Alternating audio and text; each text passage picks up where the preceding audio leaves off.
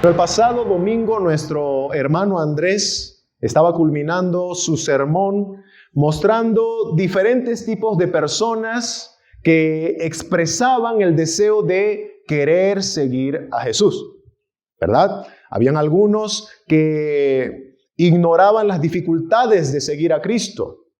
Decían, Señor, yo quiero seguirte. Y estaban dispuestos a ir detrás de Jesús, pero tenían ideas distorsionadas en su mente de lo que significaba seguir y servir a Jesús. Así que Jesús le pone un alto. Luego están los que ponen excusas, incluso excusas que son aparentemente piadosas, pero son excusas al final que cumplen el propósito de dilatar su total entrega a Cristo. Hace un momento cantábamos el himno, consagrarme todo entero. Bueno, ese consagrar se dilata cuando uno empieza a poner las excusas. Están también los que no tienen a Dios como lo más preciado de sus vidas. Ellos han tratado de poner a Dios entre sus planes, pero muchas veces Dios no entra en la ecuación de lo que realmente ellos quieren para sus vidas y no le aman o no le tienen como lo más importante de sus vidas. Y así, con esta declaración de Lucas en ese final del pasaje del capítulo 9, entramos también al capítulo 10, en donde vamos a ver a Lucas mostrándonos que hay otro tipo de seguidores de Jesús que contrasta con los que se vieron en el capítulo 9 final. El sermón de esta mañana lleva por título La misión de los 70 y vamos a tomar en cuenta los primeros 2 versículos del capítulo 10 que, nuestro hermano Andrés leía hace un momento. De 16 versículos vamos a agarrar los primeros 2 versículos y vamos a tocar 2 puntos, 2 encabezados en esta mañana. Número 1, vamos a ver la obra misionera y Jesús. Punto número 2, la magnitud de la misión. Así que vamos a entrar de lleno a nuestro tema de esta mañana con nuestro primer punto, la obra misionera y Jesús. Lucas 10:1 dice así: Después de estas cosas designó el Señor también a otros 70, a quienes envió de 2 en 2 delante de él a toda ciudad y lugar donde él debía de ir. Lucas, el autor, comienza diciendo después de estas cosas, y es una clara referencia a lo que había estado hablando anteriormente. Capítulo 9, ¿verdad? En donde había estado mencionando este tipo de personas que decían querer seguir a Jesús. Es muy probable que al mencionar o al tratar de recordarnos lo que estaba diciendo anteriormente, es para mostrarnos ahora lo que Lucas quiere presentar. Es muy probable que quiere ubicarnos, en primer lugar, el tiempo en el que sucedió este envío de los 70 misioneros de Jesús. La frase después de estas cosas nos lleva a pensar en lo que había dicho Lucas en Lucas 9:51, por ejemplo, en donde se expresa que Jesús ya estaba listo para ir a Jerusalén, ¿verdad? De manera que podemos intuir que la misión de los 70 sucedió en ese lapso de tiempo, en el tiempo en el que Jesús tenía ya que ir a Jerusalén, en el trayecto a Jerusalén. El texto también nos dice que designó el Señor también a otros 70 a quienes envió. Y aquí vamos a entrar a nuestro primer inciso en este punto. Cristo llama y envía a sus misioneros. Anteriormente, Lucas nos mostró cómo Jesús discernía entre las personas que decían que querían seguirle y servirle, ¿verdad? Como mencionábamos en la introducción, te seguiré, le dijo uno. Pero Jesús, que conoce los corazones, le respondió, las zorras tienen guaridas, las aves tienen nidos, mas el Hijo del Hombre no tiene dónde recostar su cabeza. Le estaba dando a entender que su idea de seguir a Jesús estaba errada. Vas a sufrir necesidades, aflicciones, dolores. A los que ponían excusas, incluso esas excusas piadosas de que déjame ir y enterrar a mi padre, bueno, con tal de dilatar su servicio al Señor. Y otros también que mostraban que no amaban lo suficiente a Jesús, de manera que dijeron, voy a ir a despedirme, ¿no? Pero el Señor le pone el punto claro y les dice, ninguno que poniendo su mano en el arado mira hacia atrás es apto para el reino de Dios. Y uno empieza a pensar, ¿qué acaso Jesús no quería que nadie le siga? Bueno, cuando Lucas nos dice que Jesús designó, en el texto que estamos viendo en Lucas 10:1, nos está respondiendo esa pregunta. No, Jesús no es que estaba rechazando a todo mundo y diciendo, no me sigan, nadie es digno. Cuando la palabra dice que designó, nos está diciendo, hay personas que sí fueron escogidas por Dios, escogidas por Cristo para cumplir su misión. Y fueron estos 70 que fueron aparte de los otros 12 que ya le seguían, ¿verdad? Esos 12 ya fueron enviados al principio del capítulo 9.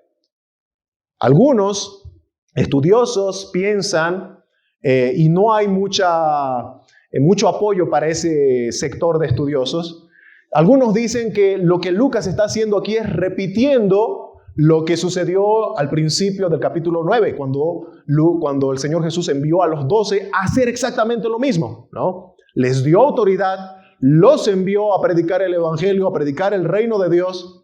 Y ellos fueron y los demonios se sujetaban, hacían sanidades y volvieron asombrados con las buenas noticias al Señor. Entonces algunos dicen, ¿no? Aquí el autor está como que repitiendo la misma historia, entonces podríamos decir que lo que está pasando aquí es ficticio, ¿no? Pero hay un gran sector de los eruditos bíblicos que no concuerdan con esa versión, ¿no? Lucas lo puso aquí como una realidad, también como el envío de los primeros 12. Así que aquí tenemos un designio, un nombrar específico de Jesús a 70 discípulos más, aparte de los 12, para enviarlos. Hermanos, esto es muy importante lo que estamos viendo, porque estamos analizando que Jesús utilizó un escrutinio. Puso requisitos y él fue sigiloso para aquellos que luego iba a enviar. Podemos ver acá que hubieron los que no vinieron con Jesús, los mencionados al final del capítulo 9, y están ahora los que sí fueron enviados por él, capacitados por él. Hermanos, uno que no ama a Dios lo suficiente, ¿verdad? Que es el caso en el que Jesús le dice, ninguno que pone las manos en el arado y mira hacia atrás es apto del reino de Dios. Es alguien que no ama lo suficiente a Dios. Es alguien que pone a Dios como una cosa más en su vida, ¿verdad? Ninguno o cualquiera que no ama a Dios lo suficiente, en realidad no le ama en absoluto. No le ama en absoluto. Porque o Dios es tu todo o es tu nada, ¿no? Pero Él no puede ser algo intermedio, como si hubiera comparación en todas las cosas que complementan tu vida. Dios es una cosa más. No. O le amas o no le amas. Uno que sirve a Dios, o mejor dicho, que no sirve a Dios, es porque no le ve realmente como Señor. Sea cual sea la excusa que pongamos, hermanos, un verdadero siervo de Dios sabe quién es su amo y sabe que debe servir a su amo. Así que alguien que no está dispuesto a servir, consagrándose entero a Dios, no está reconociéndole como Señor. Y si dices amar a Dios, pero tu amor depende de si Él te da una casa propia, un auto último modelo, una esposa o un esposo según tus propios estándares, entonces no estás amando a Dios. Y citando a Jonathan Edwards, simplemente te estás amando a ti mismo.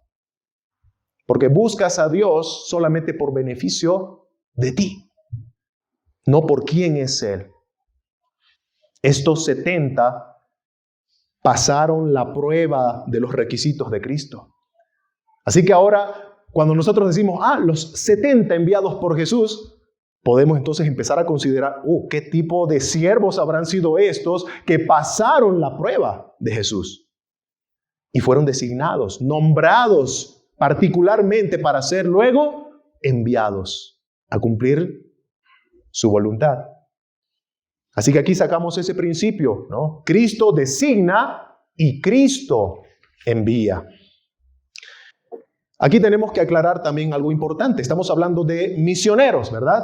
Misioneros que son escogidos por Cristo y enviados por Cristo. Bueno, hay algo que tenemos que aclarar, hermanos, y es que todo cristiano, en un cierto sentido, es un misionero. Cuando el Señor Jesucristo en Mateo 28 dio la gran comisión, no estaba dando la gran comisión a algunos cuantitos y nada más. Esa comisión de ir y predicar el Evangelio a todas las naciones es un mandato a todo miembro de la Iglesia Universal del Señor.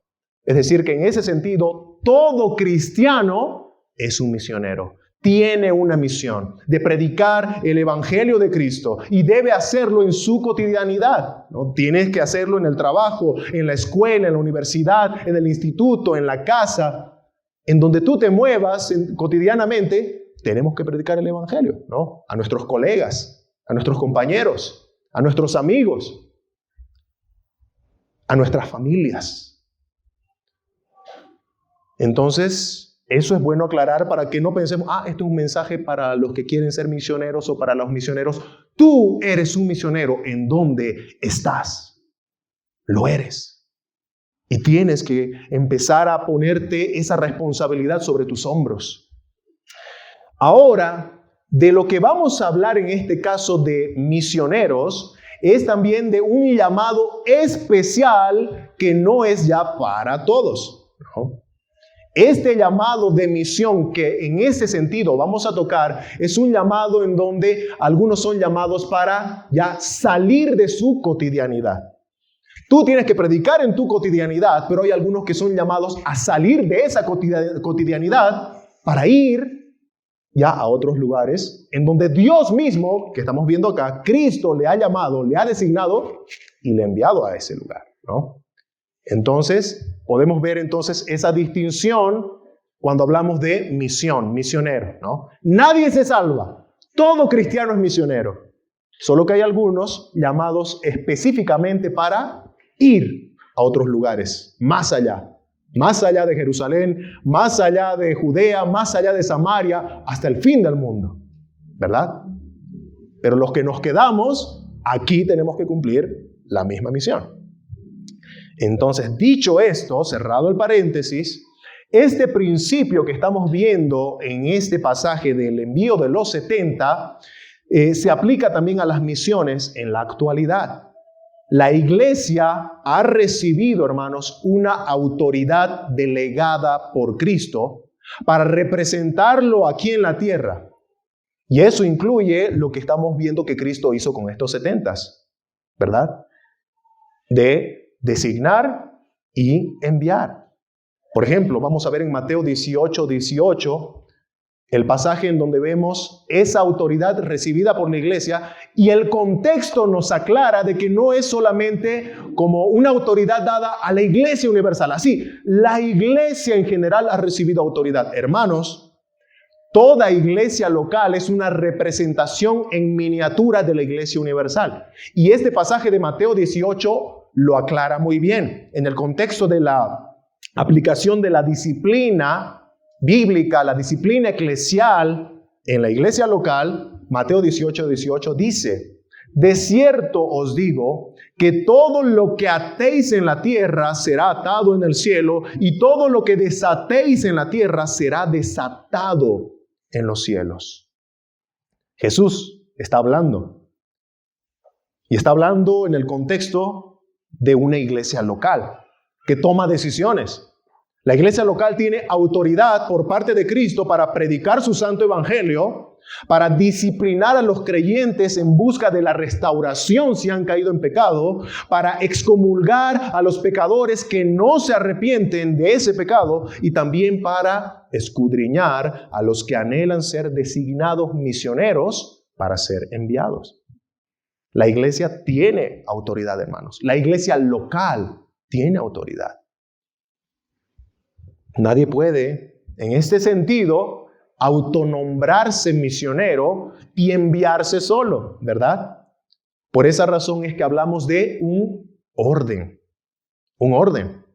Dios quiere que su iglesia local sea ordenada. Si no fuera así, Pablo no hubiera escrito sobre el orden de una iglesia cuando le escribió a los Corintios. Los Corintios, las dos cartas, son un ejemplo de una iglesia en desorden, en todo sentido, ¿no? Doctrinalmente, moralmente, divisiones aquí, por allá.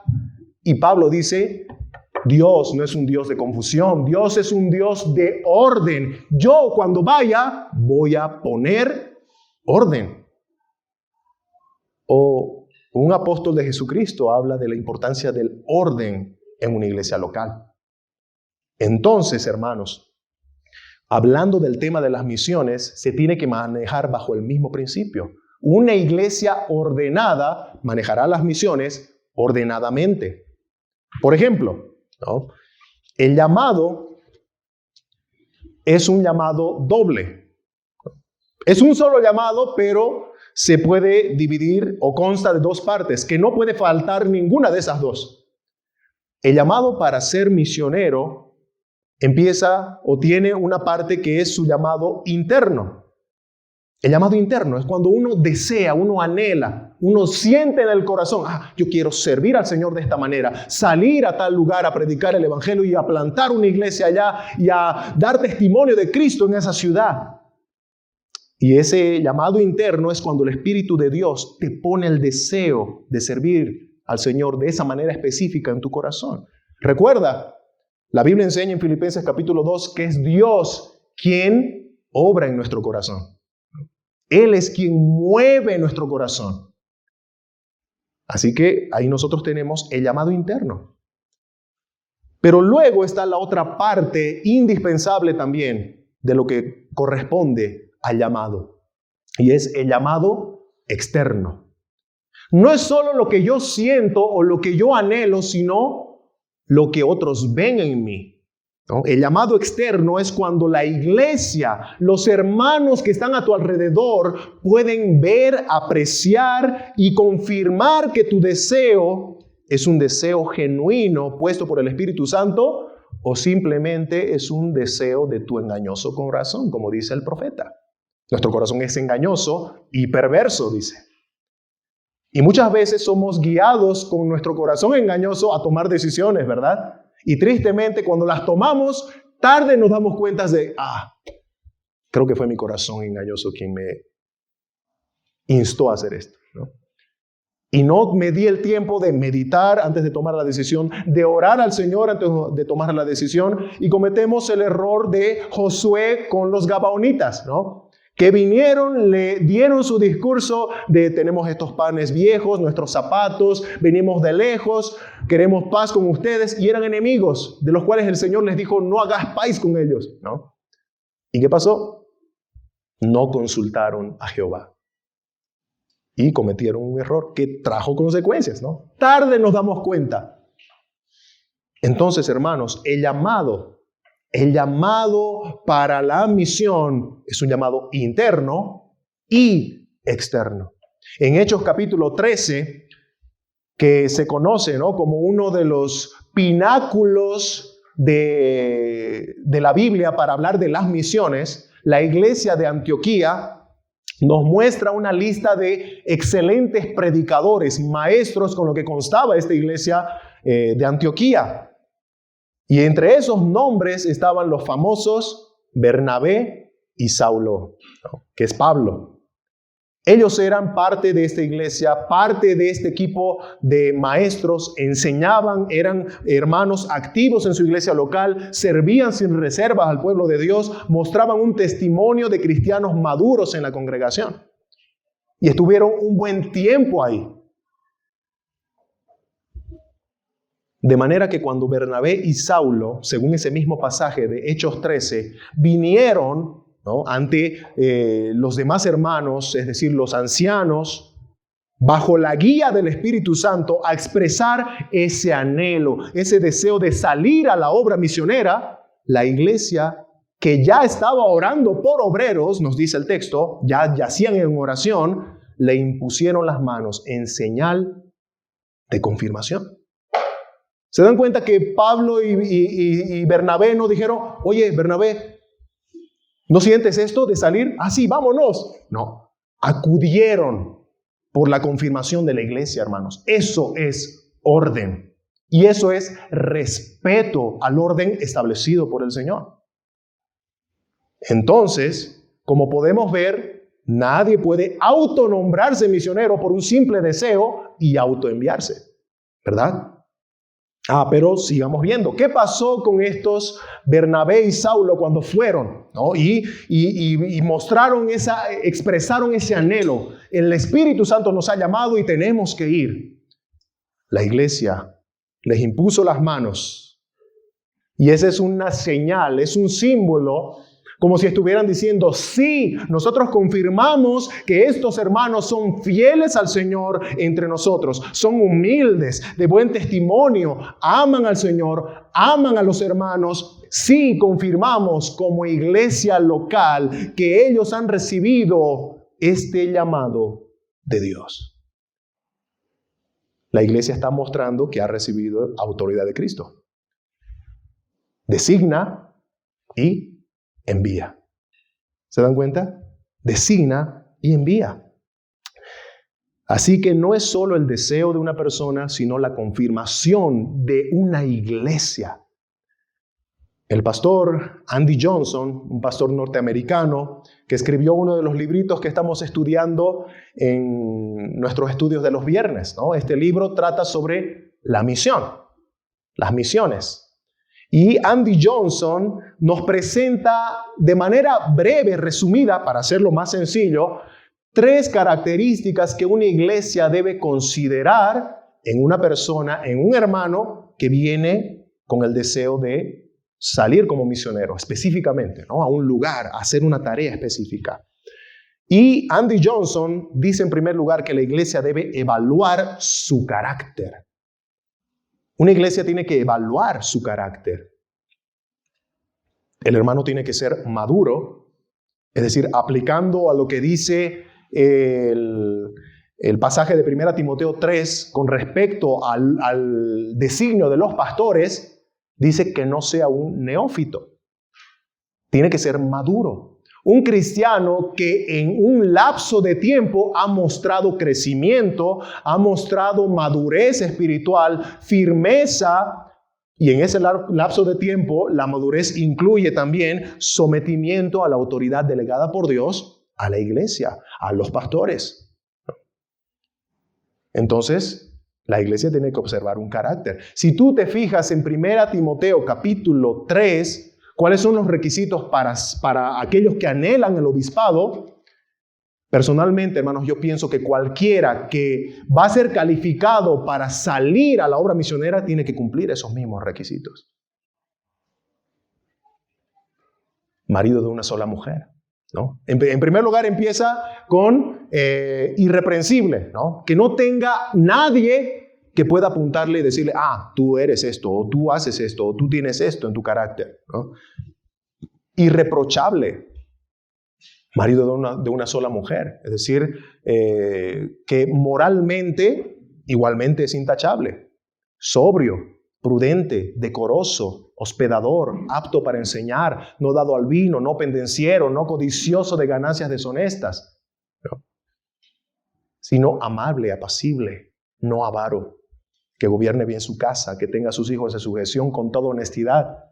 Hermanos, uno que muestra ese carácter de un cristiano maduro puede ser, pero no es la única. Vamos a ver ahorita que el carácter de alguna manera tiene que expresarse en otras características también. Porque si no se expresan las otras 2 que siguen, entonces automáticamente nos va a hacer pensar que es solo una apariencia externa, ¿no? Una persona que tiene carácter también va a tener frutos en su iglesia local. La iglesia tiene que evaluar sus frutos de servicio, de amor a la iglesia. Si el que anhela ser misionero no sirve a sus hermanos, no ama a sus propios hermanos con los que ya está aquí en la iglesia local, mucho menos lo va a hacer allá cuando ya esté sin supervisión, lejos, ¿no? Si no lo hace aquí, bien dice, ¿no?, el texto, si en lo poco has sido fiel, en lo mucho te pondré. Si en lo poco te puedo confiar, te voy a confiar lo más grande. Pero el que no es fiel en lo poco, no lo será en lo mucho. Frutos, ¿no? Entonces, la madurez de este cristiano, el carácter de este cristiano tiene que empezar a expresarse en que va a tener frutos en el contexto en donde se desenvuelve. En primer lugar, su iglesia local. Y por último, también la iglesia tiene que evaluar el conocimiento bíblico de este que anhela ser misionero. Tiene que ser un cristiano lector de su palabra, ¿no? Amante de su palabra, que se sumerja en su palabra. Porque de alguna manera tenemos que estar como iglesia que envía, seguros de que este hermano va a predicar el correcto evangelio, seguros de que este hermano va a discipular con la sana doctrina y seguros de que cuando ya plante una iglesia allá, la va a ordenar con la Biblia como su sagrado manual. Y no con sus propias ideas de que, no, yo voy a hacer una iglesia contemporánea, ¿no? Yo la voy a acuñar a la cultura. No, hermanos. Si nosotros vemos ese tipo de actitudes, ya aquí obviamente nos va a alertar. Son banderas rojas, ¿verdad? Si aquí ya no está mostrando ese respeto al orden, mucho menos lo va a hacer allá cuando ya no haya una supervisión directa. Y hermanos, es importante esto que estamos hablando, incluyendo desde el principio, ¿no? Desde el carácter sumiso a la autoridad, porque el misionero que sale de una iglesia no deja de ser misionero o no deja de ser miembro de la iglesia que lo envía. Sigue bajo esa tutela, bajo esa autoridad delegada por Dios de la iglesia que lo envía. Por eso es que el apóstol Pablo, luego de salir en Hechos capítulo 13 de Antioquía, vuelve a su iglesia local y da cuentas. Y cuenta las maravillas que el Señor ha hecho a través de ese viaje misionero a su iglesia local. ¿Por qué? Porque sigue siendo miembro de esa iglesia local. Hermanos, se han dado casos en donde misioneros que han salido han creído que ya cortaron el cordón umbilical. Ahora yo puedo hacer lo que me dé la gana ya. Yo no le rindo cuentas a nadie. Y cuando cometieron terribles errores allá y su iglesia, la que le mandó, le ordenó como la enviante a que regrese para ser participante ya sea de una disciplina, etc. El otro allá, con su idea distorsionada de haber salido, se rehusó. Completamente recio a la autoridad de sus pastores. Completamente recio a la autoridad de la iglesia que lo mandó. No, yo no voy a ir. ¿Quiénes son ustedes para ordenarme que vuelva? Oh, hermanos, el misionero está como miembro de la iglesia que lo envía. Nadie puede estar sin autoridad delegada, ¿no? Alguien tiene que pastorearle. Incluso entre los pastores se pastorean. Por eso es que como iglesia local y como muchas otras iglesias sanas creemos en el pastorado plural, ¿no? En la pluralidad pastoral. Igualmente porque creemos que un solo pastor es riesgoso. Puede convertirse en un Diótrefes, en donde dice, el que no esté de acuerdo conmigo, váyase, ahí está la puerta, ¿no? Y claro, todos temblando en la iglesia, ¿no? Diótrefes hizo temblar esa iglesia en donde el apóstol Juan dijo, no puede ser así. Un verdadero siervo no es así. Entonces, hermanos, el orden en las misiones implica que el misionero que sale sigue sujeto bajo autoridad de su iglesia que lo ha mandado.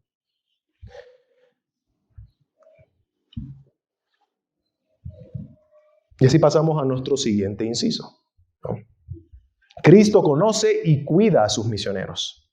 Lucas 10:1 dice, después de estas cosas designó el Señor también a otros 70, a quienes envió de 2 en 2 delante de él. Jesús ya había dicho que la labor misionera era difícil, ¿no? Recuerden al que le dijo, las zorras tienen guaridas, las aves nidos, pero el Hijo del Hombre no tiene dónde recostar su cabeza. Seguir a Jesús, la misión de Jesús es difícil, implica sufrimiento. Y alguien que puede corroborar de manera magistral eso es el apóstol Pablo. El apóstol Pablo podríamos decir que sacó un doctorado en misiones. Él escribe a los Corintios y dice que sufrió azotes por el servicio a Jesús. Fue apedreado, estuvo en naufragios, peligros en ríos, peligros en caminos, peligros de ladrones, los judíos, los gentiles, el trabajo duro que ocasionó cansancio, desvelo, hambre, sed, frío, desnudez. El apóstol Pablo nos describe solo en esta pequeña lista lo que significa seguir a Jesús. Y él lo sabía muy bien. Pero ¿saben cuál es el mayor peligro para no solo los misioneros, ¿no?, sino para todo cristiano? No solo los que salen afuera, sino los misioneros que nos quedamos. El mayor peligro es la presencia del pecado en nosotros. La presencia del pecado, hermanos. Ya hemos sido perdonados por la fe en Jesús, pero la santificación en la que ya estamos desde que hemos creído a Jesús es una santificación progresiva. Es un proceso, un desarrollo que se va dando día a día. Y muchas veces hay traspiés. Hay luchas con tentaciones, pecados pasados que tratan de volver, pecados nuevos que quieren hacer su espacio en tu vida. Hay luchas para el cristiano, hay luchas para el misionero. Y esa es una realidad que el Señor conoce de sus ovejas. Saben que son pecadores perdonados, pero pecadores al fin. Débiles. Entonces, Cristo, que es el sabio de los sabios, no los manda solos. No, se apoyarán protegiéndose mutuamente su integridad física, su integridad espiritual. Por ejemplo, si leemos nosotros Eclesiastés capítulo 4, versículos 9 y 10, y normalmente este pasaje se lo aplica para los matrimonios, ¿no? Pero en realidad, hermanos, esto es mucho más general que eso. Esto habla de la vida en general. Cualquiera que esté solo va a padecer la soledad. Y puede aplicarse, por ejemplo, en el sentido congregacional. Si tú te alejas de tu familia espiritual y pretendes alumbrar solo como aquel carbón que se sale del tizón, ¿no?, es mucho más fácil apagarse. El Señor nos ha mandado a estar en comunidad, a no dejarnos de congregar como algunos tienen por costumbre, dice el autor a los Hebreos. Entonces no se aplica solo al tema matrimonial o conyugal. Dice el texto, mejores son dos que uno, porque tienen mejor paga de su trabajo.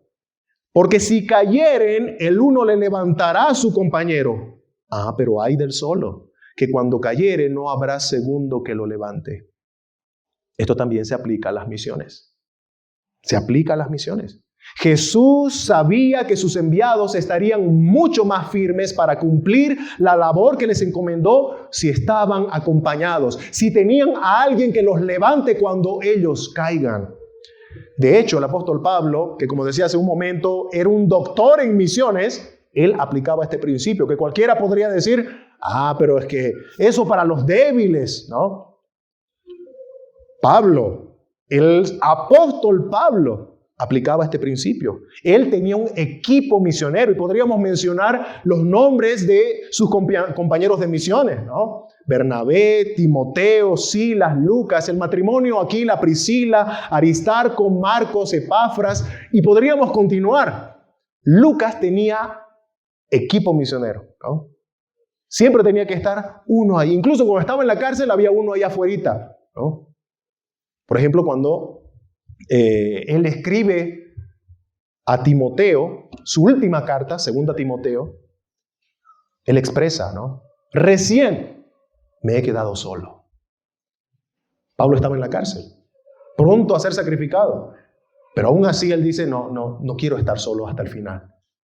Y le manda a llamar, ven. Y le dice incluso también de Juan Marcos, ¿no? Tráelo. Trae también, ¿no?, los rollos, las lecturas. Pero ven. Oh, el apóstol Pablo, hasta el final de sus días quería la compañía de sus compañeros de milicia. Hermanos, el misionero no debe estar solo. El hecho de que el misionero haya pasado la prueba de requisitos, como el caso de los 70, no implica que ahora seamos imprudentes y enviemos al misionero solo, ignorando que existen luchas espirituales en donde van a ir, ¿no? Y el caso del apóstol Pablo es interesante cuando uno analiza esto, porque Pablo no se conoce que tenía esposa, ¿no? Él incluso a los corintios aboga por el solterío, ¿no? No está despreciando el matrimonio, pero él está dando a entender que era soltero, ¿no? Timoteo, igualmente, ¿no? Timoteo, estudiamos en la palabra de Dios y no se conoce esposa ni hijos de parte de Timoteo. Entonces, en ese sentido, se entiende que Pablo necesitaba también una compañía, ¿no? Una compañía. De la misma manera, ¿no?, nosotros podemos aplicar ese importante principio conociendo nuestras debilidades. Cristo envió con compañía a sus misioneros, de dos en dos, ¿no?, que se iban a apoyar mutuamente. Se han dado casos en el que misioneros en la soledad han caído en inmoralidad sexual, fornicación, adulterio, desánimo, depresión, enfriamiento. Y no había quien lo anime, quien lo aleje del pecado, quien le exprese su preocupación, quien lo exhorte. Es importante, hermanos. Así como hay pluralidad pastoral, debería haber también, ¿no?, el principio de pluralidad misional. De alguna manera también facilitaría la tarea, la idea, ¿no?, la tarea de que fuera un matrimonio, ¿no? Un matrimonio misionero. Están ahí los dos que se apoyan. Bueno, hermanos, sabemos que como matrimonios también tenemos dificultades, ¿no? ¿Y quién va a cuidar de ese matrimonio cuando las haya? Así que de la misma manera podría ser un equipo de matrimonios, por ejemplo, ¿no?, que tengan ese deseo de salir. Pero, hermanos, el misionero debe ir con apoyo. Y Lucas termina diciendo, ¿no?, Lucas 10:1, envió a estos 70 de dos en dos delante de él a toda ciudad y lugar en donde él había de ir.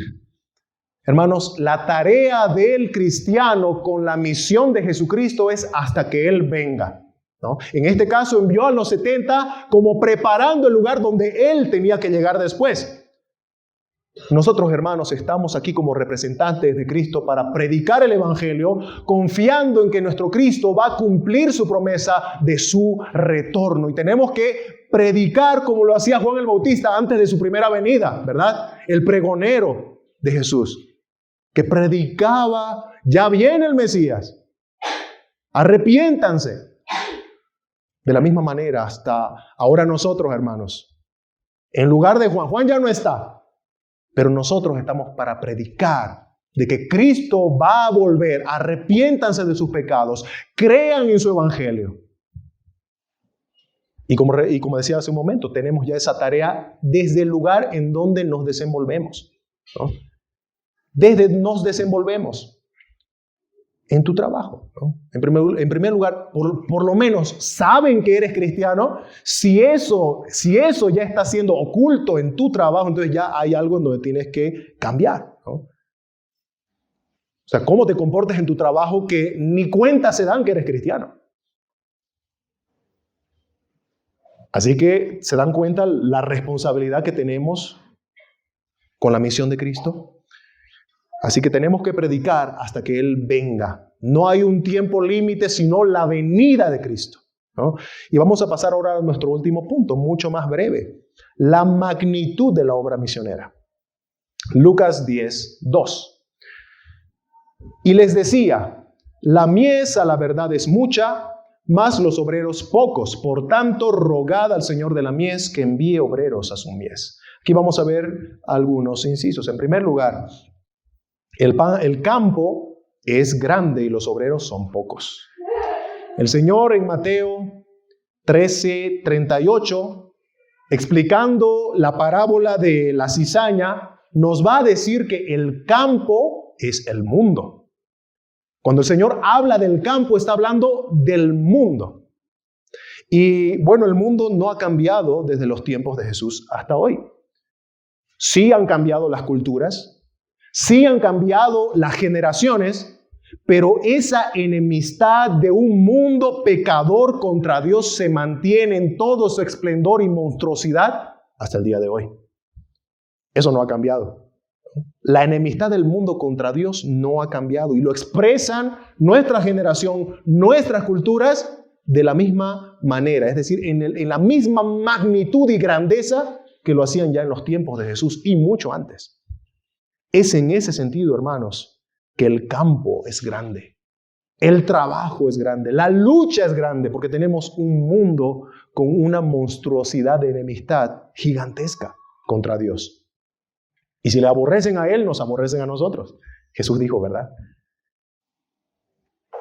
Y bueno, en contraste del campo gigante, también se nos aclara que los obreros son pocos, los trabajadores son pocos. Y así entramos a nuestro inciso B. Y citando a William Hendrickson, que es un teólogo, comentarista, voy a ponerle ese título a este inciso B, ¿no?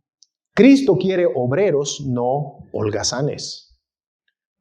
Son palabras duras de Hendrickson. La palabra obrero viene del griego ergates, que significa trabajador, hacedor. Es uno que está diligentemente haciendo la obra del Señor. Eso es un obrero, un ergates. Es decir, que cuando tú te paras enfrente de este campo inmenso que tenemos por delante, que es el mundo, y dices, pero parece una tarea interminable. Y bueno, ya empieza a darte un poquito de flojera y dices, a ver, no sé si lo voy a hacer, ¿no?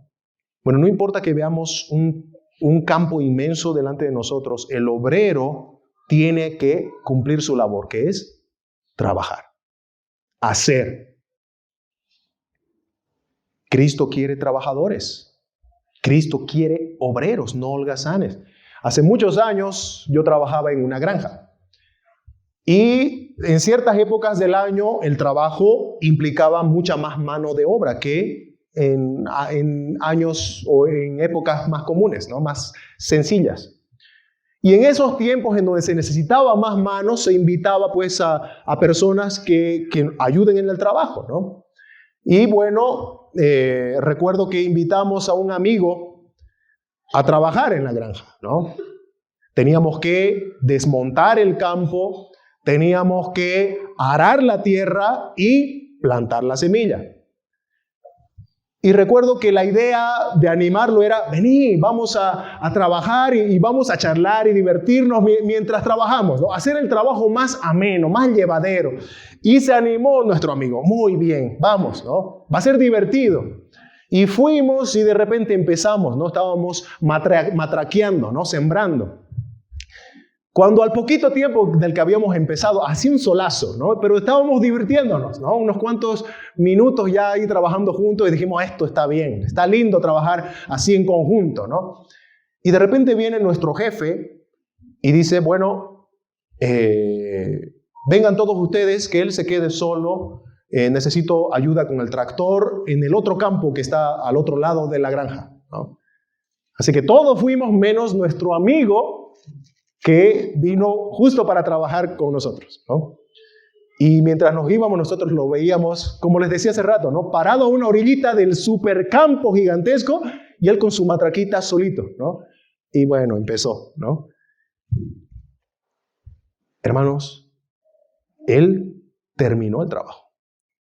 Se asoleó, sufrió, la sudó, pero terminó. Hermanos, no importa cuán grande sea el campo, no importa cuánto vamos a sufrir, ¿no? Rechazo, pérdidas, pero el trabajo que tenemos para hacer, lo tenemos que hacer. Porque Dios quiere obreros, no holgazanes. Y me gusta cómo termina esta cita Hendrickson, ¿no? que cada ministro, pastor, evangelista, misionero tome nota de esto. Dios quiere obreros, no holgazanes. Y por último, inciso C, Cristo manda a los suyos a orar por más obreros. Nos dice el texto, Lucas 10:2, rogad al Señor de la mies que envíe obreros a su mies. Y aquí, entre paréntesis, me gustaría recalcar esta primera palabra, ¿no? Rogad. Esto ya es una contradicción para todos aquellos que enseñan del famoso decretar, yo declaro, yo ordeno, porque a Dios no se le declara, no se le decreta, no se le ordena, se le ruega. El Señor Jesucristo está enseñándole cómo deben pedir por más obreros a su iglesia, y es rogando. Es decir, pidiendo no como uno que se cree que tiene derecho, sino como alguien que reverencia y respeta al amo a quien pide. Rogad al Señor de la mies. Hermanos, no olvidemos, ¿quién es el dueño de la mies? ¿Quién es el dueño? Es Dios. Es Dios. Rogad al Señor de la mies. Nosotros somos siervos y Él es el amo, el Señor.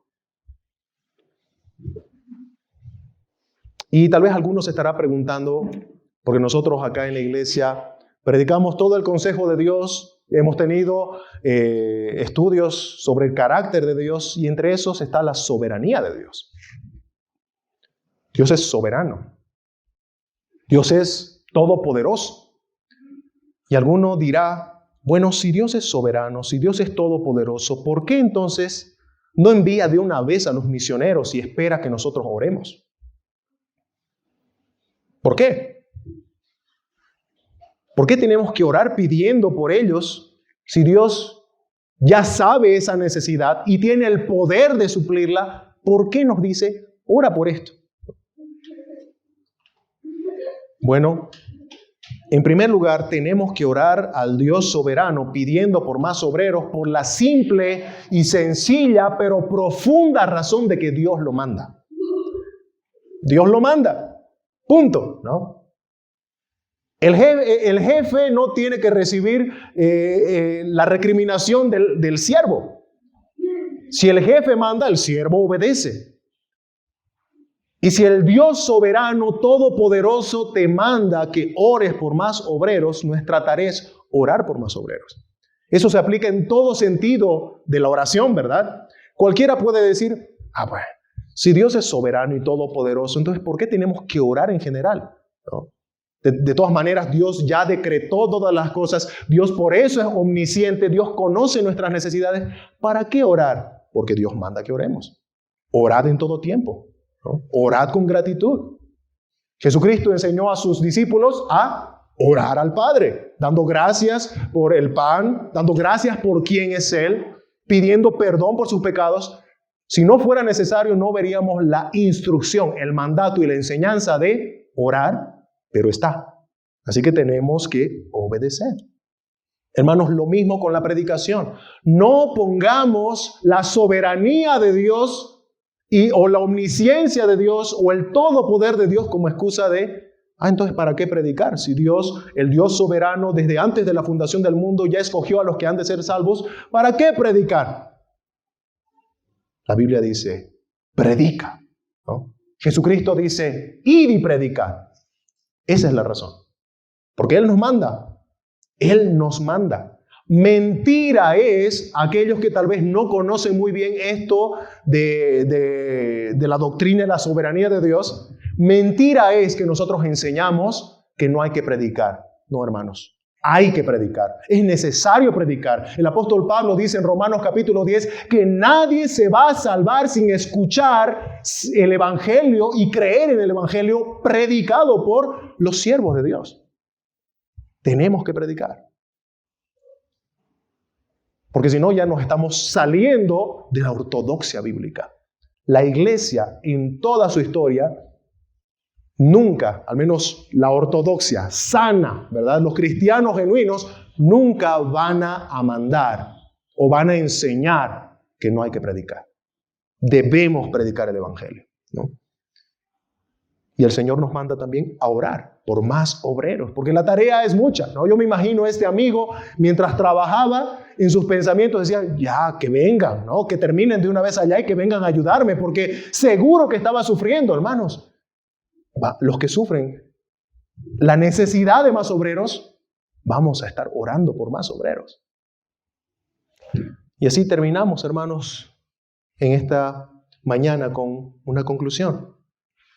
Querido hermano, hermana, si tú crees que Dios te está llamando a esta misión específica, y tengo que aclarar otra vez, ¿no? Porque todo cristiano es misionero, pero si te está llamando a la misión específica de ser enviado por tu iglesia local a una labor específica de misión allá, a otras tierras, ¿has considerado si en ti se aplican los requisitos que hemos tocado en este mensaje?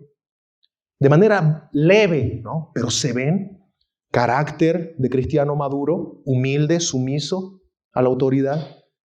Tus frutos en la iglesia, hermano, estás expresando ese servicio, ese amor a tus hermanos que de alguna manera lo vas a tener que seguir haciendo cuando salgas. ¿Conoces la palabra de Dios? ¿Te das tiempo de leer tu Biblia, de estudiar tu Biblia, como estudiábamos ayer también aquí en la escuela bíblica, de meditar en la palabra de Dios? Tenemos que aspirar, hermanos. Si ves que te faltan alguna de estas características, o tal vez todas, y aún así crees que Dios te está llamando, entonces esfuérzate. Esfuérzate a estudiar la Biblia, esfuérzate a servir con amor a tus hermanos, empezando por congregarte con ellos. ¿Cómo puedes mostrarles amor si no tienes afinidad con ellos? ¿Cómo?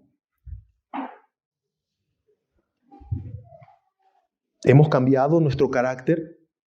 ¿Estamos sacrificando nuestro orgullo para vestirnos, como le dijo el apóstol Pablo a los colosenses, de la humildad de Cristo? Y si tu llamado es genuino, hermanos, déjame decirte que la iglesia, que no es ciega, va a reconocer que tu llamado es del Espíritu Santo. Lo va a reconocer. Entonces te animo a no rendirte.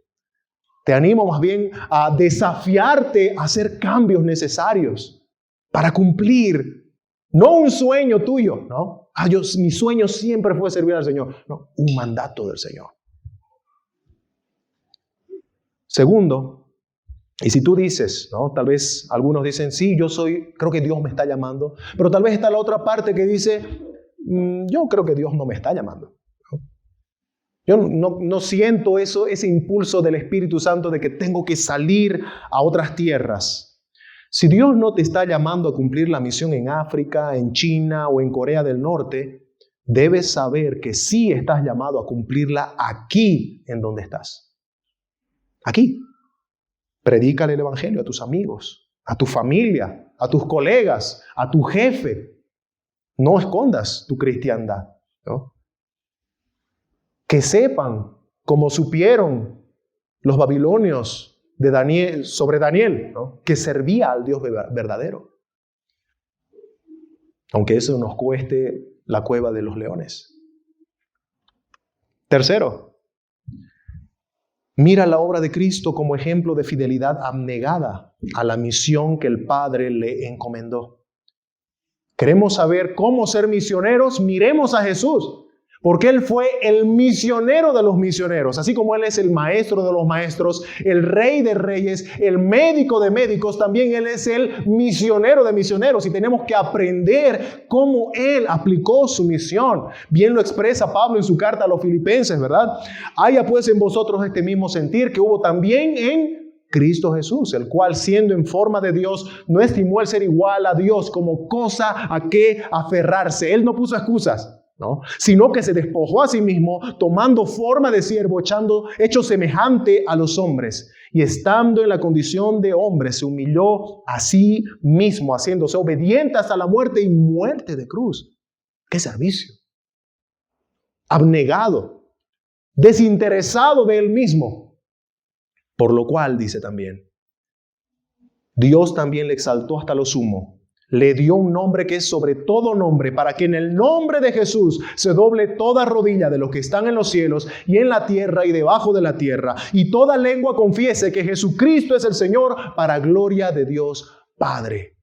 Ese es el misionero de misioneros que vino a esta tierra a cumplir esa gran labor. Y si alguien aquí no conoce a este misionero y su mensaje y no ha creído en él, déjame decirte que tu realidad, si no crees en Jesucristo, es que eres enemigo de Dios. Eres parte de ese gran campo enemistado con el Dios Altísimo. Tu pecado te aleja de Él. Tu pecado es un insulto al Dios Santísimo y Justo. Tu realidad sin Cristo es que estás ahora mismo bajo condenación, de camino al castigo eterno. Esa es la realidad de aquel que está sin Cristo. Pero lo que leí hace un momento es precisamente la solución que ese Dios eterno planificó desde antes de la fundación del mundo para salvar a pecadores como tú y como yo. El Hijo de Dios tomó forma de siervo, no vino para ser servido, como dice el escritor Marcos, sino para servir y dar su vida en rescate por muchos. Todo aquel pecador que crea en Jesucristo será salvo. Jesús sufrió la ira en la cruz. Él fue el sustituto de todos aquellos por los que Él murió. Jesucristo aplacó la ira de Dios para que el que cree en Él no la padezca. No la padezca. Todo aquel que cree en Jesús no va a padecer la ira de Dios, porque Jesús la sufrió en la cruz. Fue exaltado, levantado hasta lo sumo desde aquella tumba. Él resucitó. Él está vivo y da vida eterna a aquel que cree. Y el mandato del Rey de Reyes es que te arrepientas de tus pecados, corras hacia Jesús, cuyo nombre es sobre todo nombre. Él no es un simple salvavidas, Él es el Salvador y Él es también el Señor. Corre hacia Él, inclínate hacia Él, ríndete a sus pies, pídele perdón y te dará perdón, pídele misericordia y te hará su hijo por la fe en Jesús. Cree en el Señor Jesucristo y serás salvo. Cree en el Señor Jesucristo y recibirás el perdón de Dios.